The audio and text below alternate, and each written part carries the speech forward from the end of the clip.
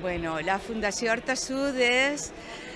la història d'esta comarca, és un emblema d'esta comarca. Jo crec que ha sigut i continua sent tan important per al teixit associatiu, però de tot tipus,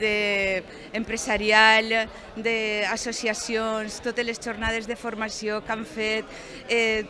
tant com s'ajuda tantíssima gent, vull dir, a la Fundació n'hi ha un grapat de persones que mereixen un homenatge tremendo, perquè jo sempre he après de tota la gent que està en la Fundació i crec que tota la comarca també, sempre disposats a tirar endavant, innovadors. Vull dir, l'Horta Sud és pionera gràcies, sobretot, crec jo, a la Fundació de l'Horta Sud. Així que tenim motius de sobra per a celebrar este 50 aniversari, per a felicitar a totes les persones que estan allí tant d'anys recolzant esta comarca, fent que tinga una entitat pròpia, que siga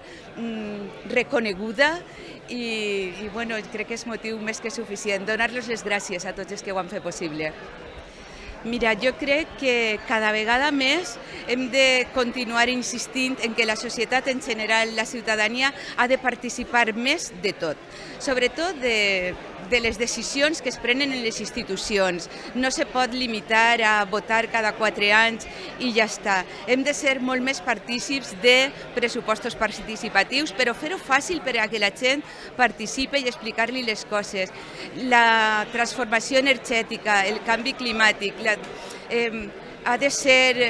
hem de treballar molt i des de la Fundació se fa i s'ha de continuar fent per a que siguem conscients de que este món l'hem de cuidar, que és la nostra casa, que no en tenim altra, i allí tot el teixit social té que fer una feina importantíssima per a conscienciar ciutadà, ciutadana, de que val la pena, de que hem de cuidar el nostre món, fer-lo sostenible i que les generacions futures